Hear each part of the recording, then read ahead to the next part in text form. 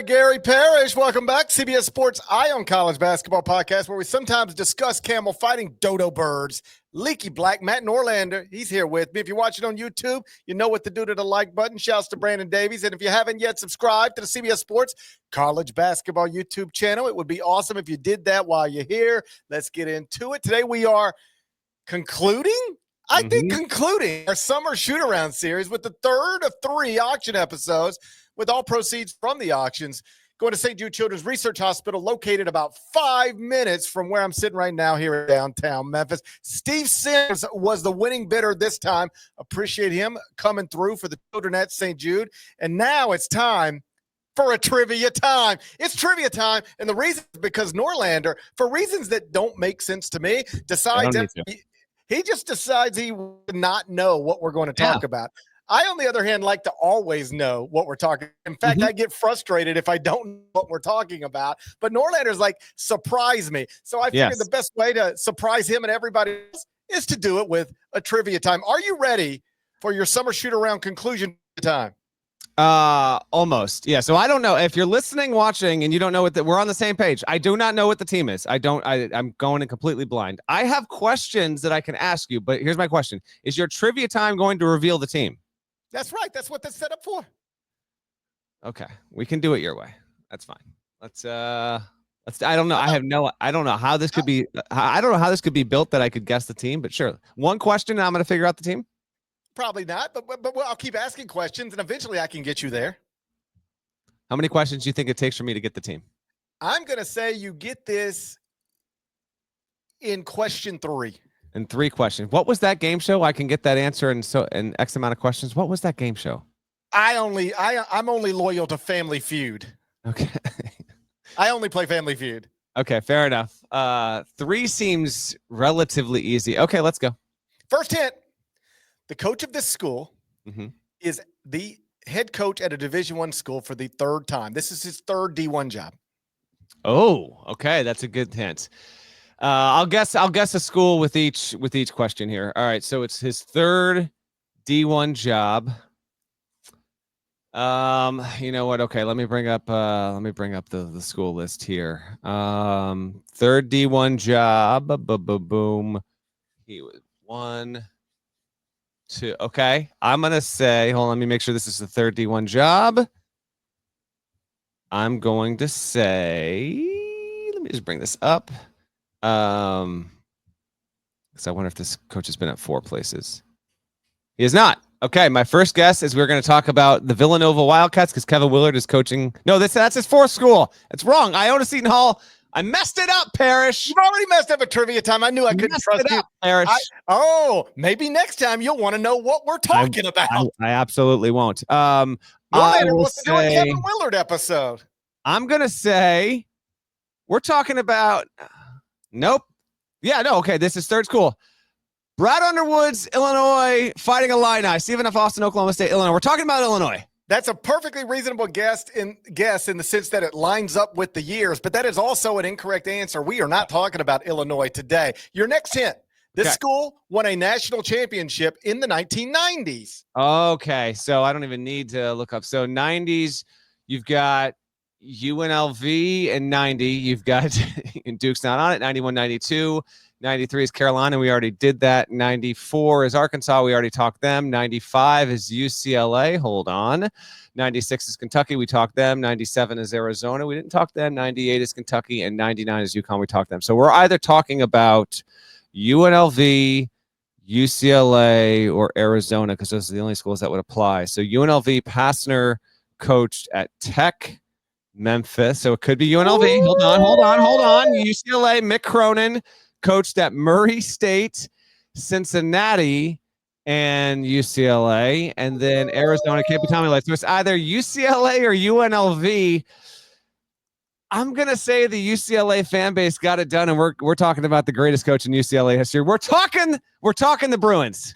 Ding, ding, ding. Mick Cronin in his 3rd Division I job at the age of 54, entering year 7 at UCLA. We are talking about the Bruins today. My next hint was going to be this school has produced 3 NBA MVPs. Your next hint should have been, I look like the coach. My next note was going to be, I was literally identified as the coach at Big Ten Media Day. That did happen. That did happen. Someone approached Parrish at Big Ten Media Day and talked to him as though he was Mick Cronin. Like it was, and like, I just missed it. I missed it. Like asking me about, dude, Matt Painter was standing right there, and Matt turned and walked away because he did not know what to do. He thought it was so funny. Somebody walked up to me and Matt Painter and was like, "Hey, Coach Painter," and then looked at me and was like, "I can't wait to see you at the Gonzaga game." And I was like, "I don't even know if I'm going to a Gonzaga game." Turns out I was playing Gonzaga right around Christmas. Congrats to the UCLA fan base for making it happen. Hey, how about this though? And we got to take a break here and talk about it after the fact, but I'm bringing this up right now. They got this done, and UCLA aren't they in your top 10? Yes.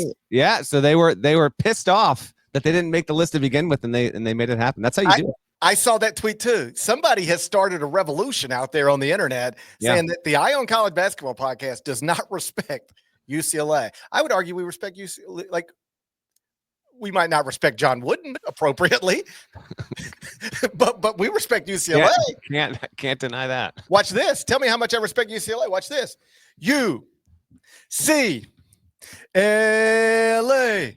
UCLA. Fight, fight, fight. Is that the way you do it? You tell me. I don't know. You look that up like 20 minutes ago?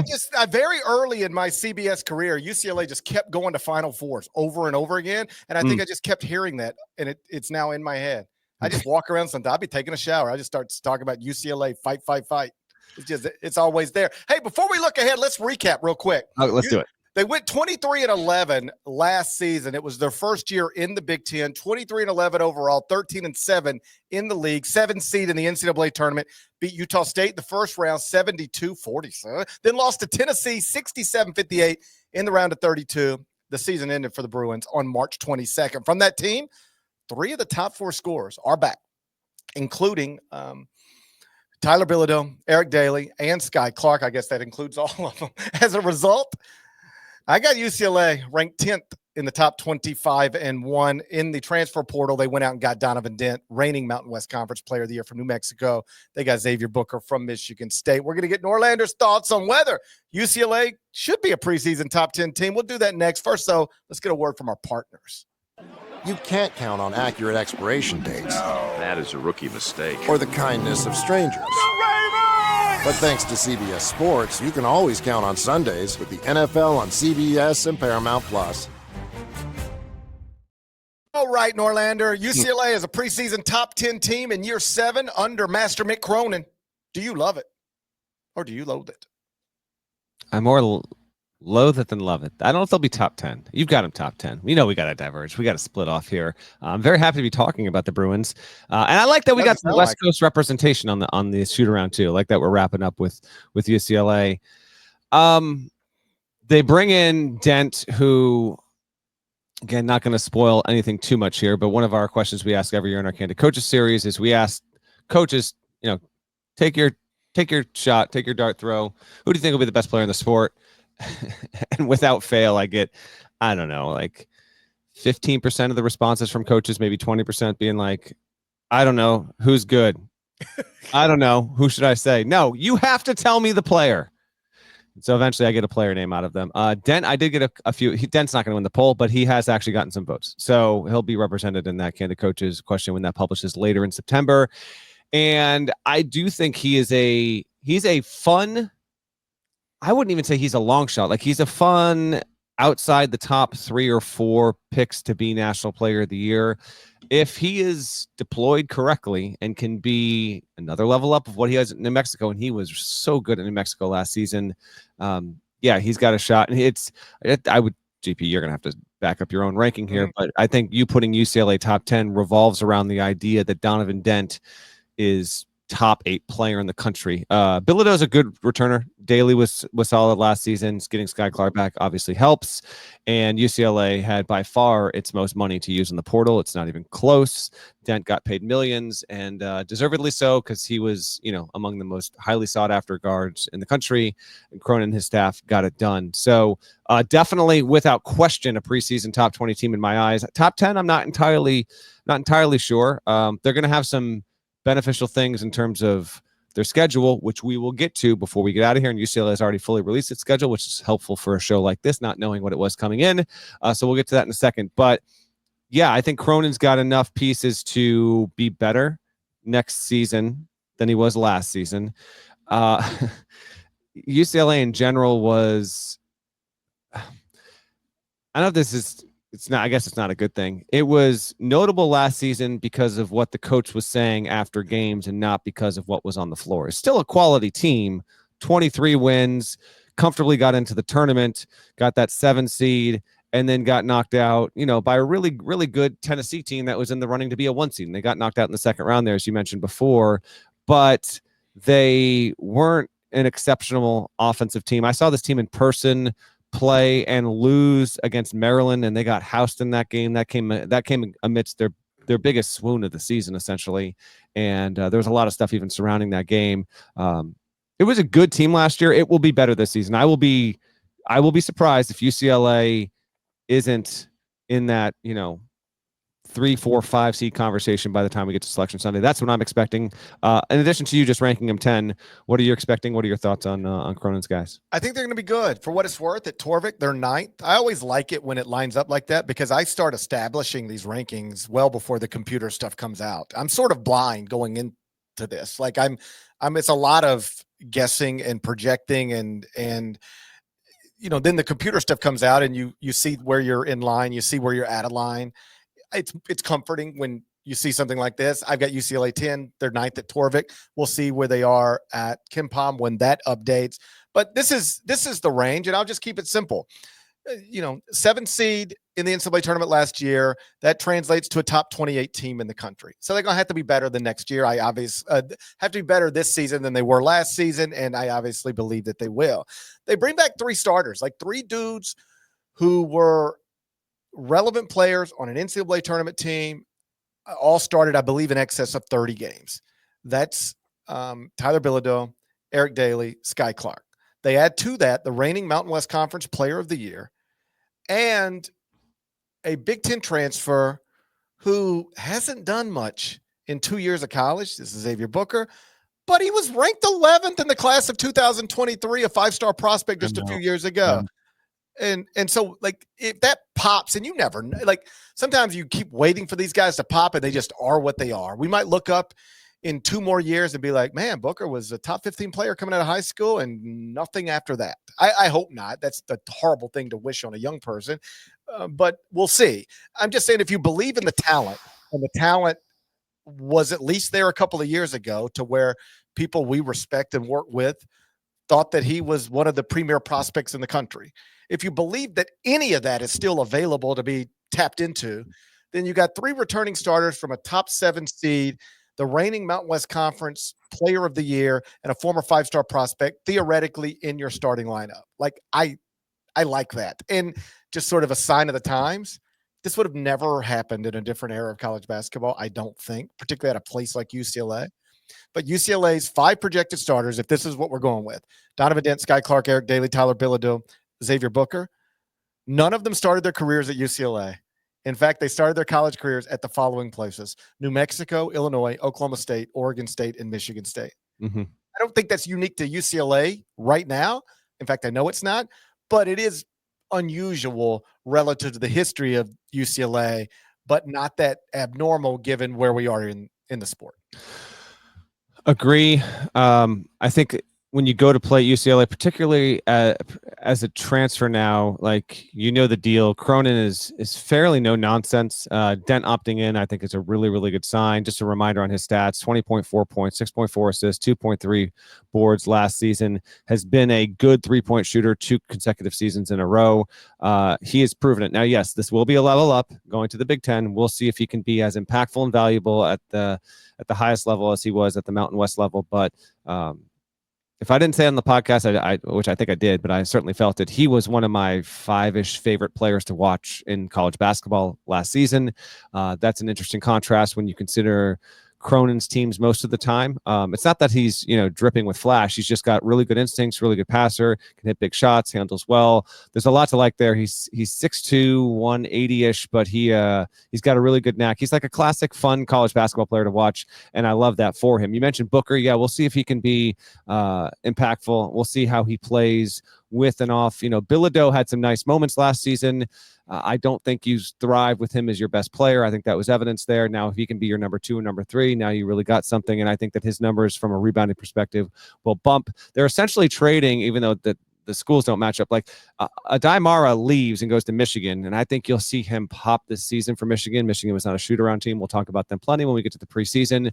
Wolverines are another team that GP and I are both high on this season. But losing Mara, it's like if you had what you have here and you had Mara, then I'd for sure be in on UCLA as a top 10 team. But that's the breaks. Players leave for whatever reasons. We usually know what most of those reasons are. He feels he can be more productive and obviously get more money going elsewhere to play for a different team in yellow. Got it. No worries. Booker comes in. We'll see how impactful that he can be. And if Cronin can get out of him what Izzo could not, and while Mara and Booker they're not the same player at all. You've got two guys that play in the front court that in different spots just they didn't rise to that level. It didn't happen with Mara. Now we see if it happens with Booker. Daly coming back as well.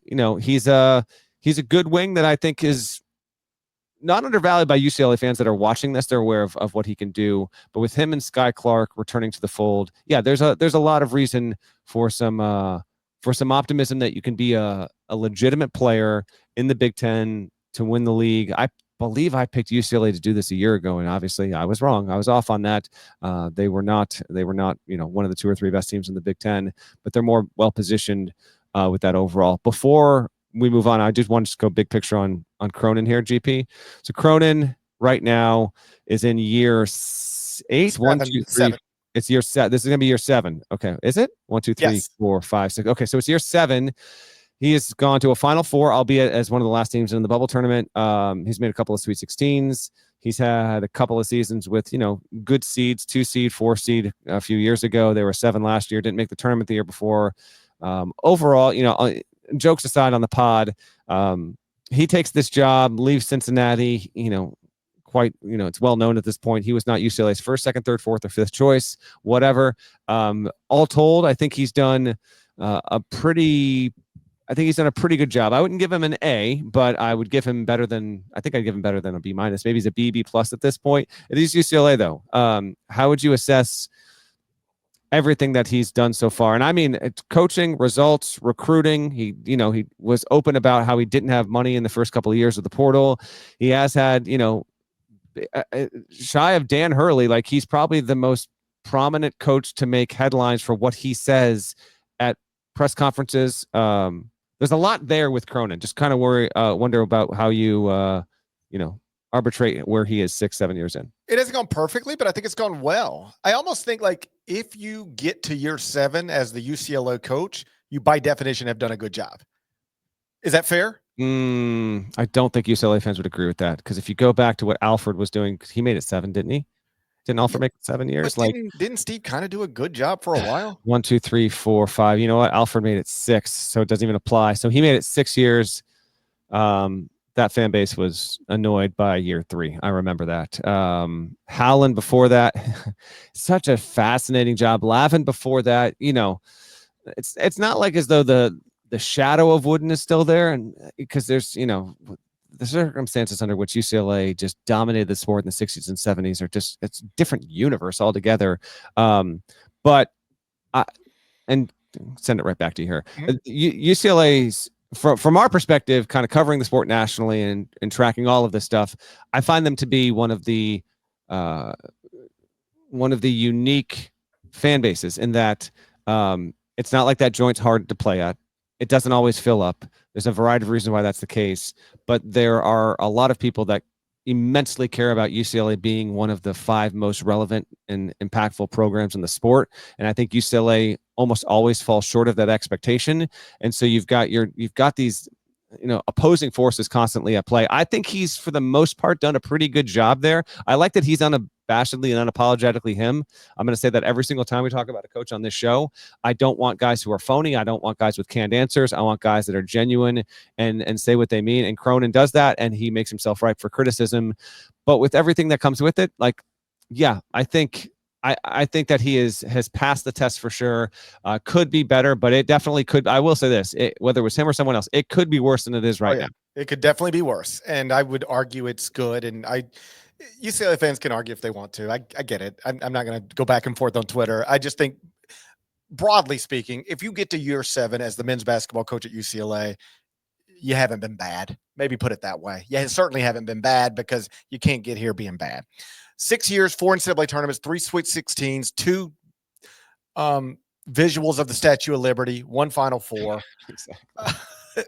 It's been, and perhaps his best team yet.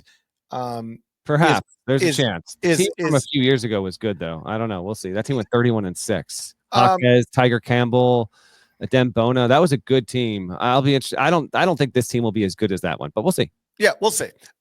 On Donovan Dent, I love the story, and I think I remember making this point, and New Mexico fans weren't thrilled with it. But if you can take emotion out of it, it's just a nice story. This is a young man who grew up in Southern California. I mentioned all 5 UCLA starters began their college careers somewhere other than UCLA. Donovan Dent was at New Mexico, and he was great there, and New Mexico is a wonderful program. But it's not UCLA, and it's not in the Big Ten. And so I never talked to Donovan Dent about his dreams when he was growing up, but I imagine it wasn't go to New Mexico. I bet it was probably to play in, at the time, the Pac-12, and maybe at one of the California schools. All right. But he's not good enough to do that at a high school, or at least the people in charge of making that possible for him don't think he's good enough to do that at a high school. So he ends up in New Mexico, and he's terrific. And then because he was terrific at New Mexico, he gets an opportunity to come back home and make millions of dollars. And I know some people some people think that's the worst thing in the world with college athletics. I flip it around. I think it's wonderful. I think it's wonderful that you can be told coming out of high school, you're not good enough yet, we don't think, to be here.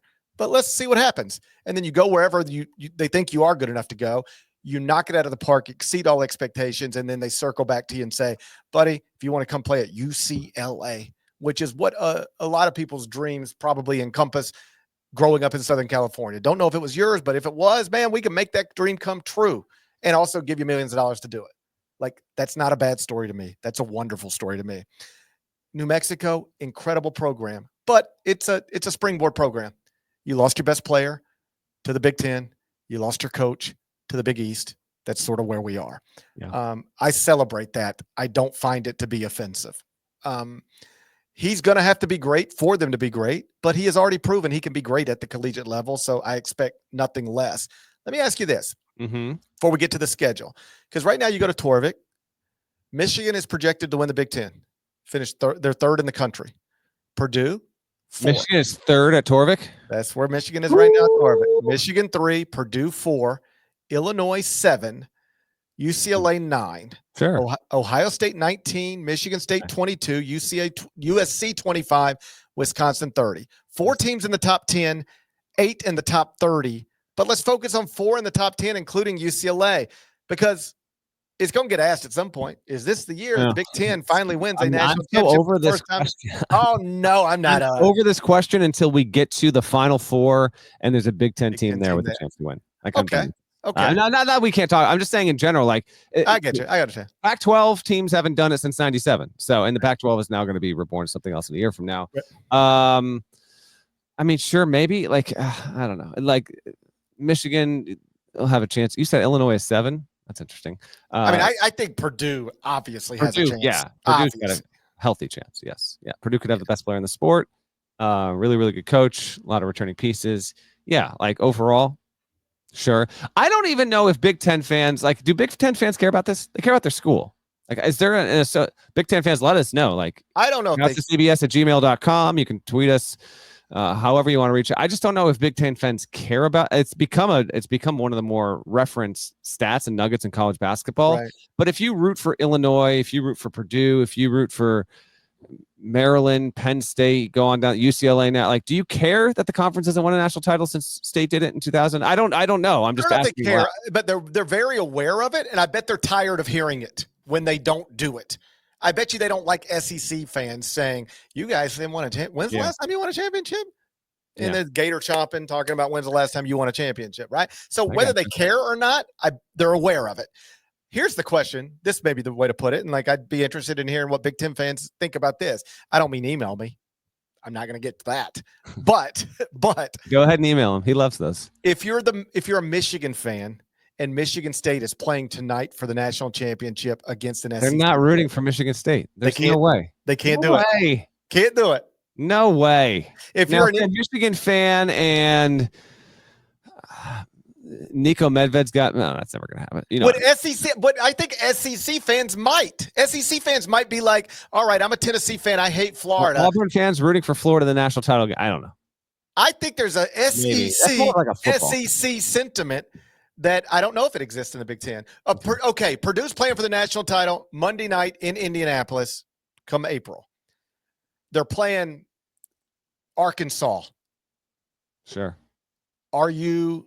If you are a Indiana fan, are you rooting for Purdue to get a national title for the Big Ten tonight? Don't think so. You say no way. I don't know. I think you're probably right. A Michigan fan, maybe, because it's Painter. Indiana, though, I don't think so. Yeah. Very rivalry specific. Let's get to the schedule. All right. Tighter window here for this final shoot-around episode. Here's what we have for UCLA in the non-con. They've got Arizona in the Intuit Dome. That's where the Clippers play. I presume the Clippers will still have an association. No, they're going to lose the Intuit Dome because of salary cap manipulation. That's for my bud Pablo Torre making plenty of news. That's Pablo, man. He's out there. Look, we're doing a podcast. The best I can come up with is a trivia time. Pablo's out there getting people fired. I know. we don't good reporting out of the only people we're going to get fired with this podcast is us. I know. By the way, if you think Kawhi Leonard's the only player that apply to, I got something to sell you. Arizona, November 14th, and then you've got Cal, November 25th. That's in San Francisco. And yes, it's just my wires. Cal and UCLA is not a conference game. It's a non-con game. They've got Gonzaga at Climate Pledge Arena in Seattle on December 13th. I'm planning to be there per usual. They've got again, my brain is breaking. They've got Arizona State. This isn't a conference game. No, that's a Big 12, Big 10 showdown. That's crazy. That is December 17th. So those are your four notables: Arizona, Cal, Gonzaga, Arizona State. Arizona State is at UCLA, so they have four. First of all, what's going on here, Mick? They only got four non-cons against high majors. Everything else is a mid-major. They don't go east of Los Angeles. Okay. So last year, Cronin wouldn't stop We've seen the Statue of Liberty twice in the past 3 weeks. Okay. I actually saw Cronin on the recruiting trail in July, and he, in just his matter of fact way, he's like, I ain't going out there. We're not doing it. He was proud of it. He's like, we're not doing any of that. They famously bowed out of the CBS Sports Classic, which made way for Kentucky to play St. John's, which will be one of the best non-con games this upcoming season. Anyway, those are the four non-con games. I strangely respect Mick Cronin for being like, I am not going to get within 2,800 miles of the Statue of Liberty this season. It's not happening, period. You can't make me do it. And then in the Big Ten, they don't go further than, hold on. Did the Big Ten release its schedule yet? I don't think so. Let me see. Because I know they don't have to go to Rutgers. They don't go to Maryland because they did that last year. Big Ten has not released its schedule, so they don't have that on the site there. Did you hear? They do like the Wisconsin, Minnesota swing, or they might go to Ohio State or something like that. So they don't have to. The schedule will not be as rigorous for UCLA, even in league, as it was last year. Allegedly, Cronin got it done. Go ahead. They tried to schedule a non-league game at the Rose Bowl, and Mick said that's too far. That's too far east. It's too far east, the Rose Bowl. I think what he was saying is I will not go and play after Oasis has played at the Rose Bowl, which is happening this weekend. And it's my way to crowbar in that I saw Oasis 2 nights ago, and it was phenomenal. I've seen all the clips. It looks like a party. It was incredible. The merch situation was unlike anything I had ever seen at a concert. And just in terms of the lines, and it's most of the stuff I was like, all right, this is fine. I actually, got an Oasis shirt already, but they had this like Adidas track jacket, and on the back they'd have a specific, like every tour stop they go to, it says the city they do it in. That I wanted. I went to like 5 different all sold out, like all done. Just I had never, so the bucket hat situation was overwhelming. The lads were absolutely loving it. If you are listening to this and have the means to go see Oasis, yeah, they sound tremendous, and it was a really, really good time. I saw them 20 years ago, and this was even better than when I saw them back in 05. So they play the Rose Bowl this weekend before continuing to tour the world. Radiohead's also going on tour later this year. It's great stuff. Corona won't play the Rose Bowl after Oasis. That's what I'm saying. Oasis, very clean and very excellent logo. Yes, simple. Gets it done. They have like simple. kind of 2 different versions, but the one you're talking about, they've got the shoot sign. Yeah, but clear, very clean, very identifiable. Yeah. The whole deal there, and it was tremendous. Only song they didn't play on the set. It's the same every single night. I wanted some Columbia and didn't get any Columbia. Our buddy Adam Jardy flew to England to see them, and then he also saw them the night before I saw him. Wow. Anyway, I'm digressing as I knew I would. He will not go and play the Rose Bowl, Mick Cronin. The Big Ten opponents, it is what it is. We're on a tight schedule here. So let's just go over under regular season win total. I'm going to set it. I don't think I've said it on most of these shows, so I'm going to set it right here. I'm going to say 31 game regular season. I will set, with only 4 notable non-con games, I will set UCLA at 23.5 wins. You going over or under before the Big Ten tournament? You know how I got to count this up. You know I got to count it up a certain way. I'm only going to do. Who are they losing to in the non-con? Man, I don't know. They might not. I'm going to give them 1 loss in the non-league. But they might not lose. Will they be an underdog? You got to play Gonzaga in Seattle. Yeah, but that's not at the Kennel. I know. They might probably, let's say, an underdog in Seattle. But they should probably be favored in every one of these games besides that. Yeah. I'm going to give them 1 loss. Just they'll take it somewhere. Arizona will get them. Arizona State, they'll get them. They'll get called somewhere. But 1 non-league loss. Yeah. And then last year we played 20 Big Ten games. We doing that again? Yes. What league is going backwards? Yeah, ACC went backward. Big Ten, Big Ten and Big East do 20. SEC, Big 12, ACC do 18. All right, let's go. Let's go 14-6 in the league. 1 non-league, 7 losses. That puts me at 24. Yep. What did I say? 23.5? Yeah, I'm over. Baby. I'm over. No problem. We'll go under. I'll go. That non-league is, it's setting them up for success. But I'll say 23-8. You go 24-7. I'll go 23-8. Real quick, the 2 plays are obviously all the Pac-12 schools. So Oregon, USC, and Washington. They got to go home and away. Home only for Illinois, Indiana, Maryland. These are home. Nebraska, Northwestern, Purdue, and Rutgers. They travel only. Iowa, they got to go to Michigan, got to go to Michigan State, got to go to Minnesota, to Ohio State, to Penn State, to Wisconsin. They'll get tripped up. I think they'll get tripped up plenty in league play, but they'll still be a really, really good team. I'll say they're 23-8 going in, and then mark me down for UCLA as a. I'll say they're like the last 3 seed. That's what I think they'll do well for themselves in the league tournament, and Cronin will have it clicking. I'm a believer in Dent. I don't know if I'll put him preseason first team. I might as an All-American, second team at the absolute worst.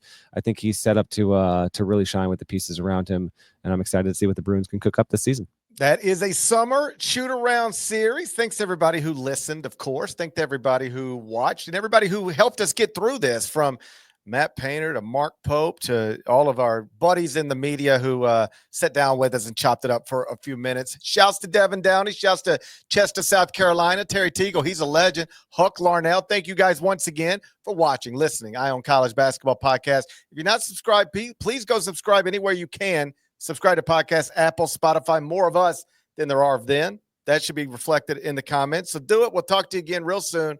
Till then, take care.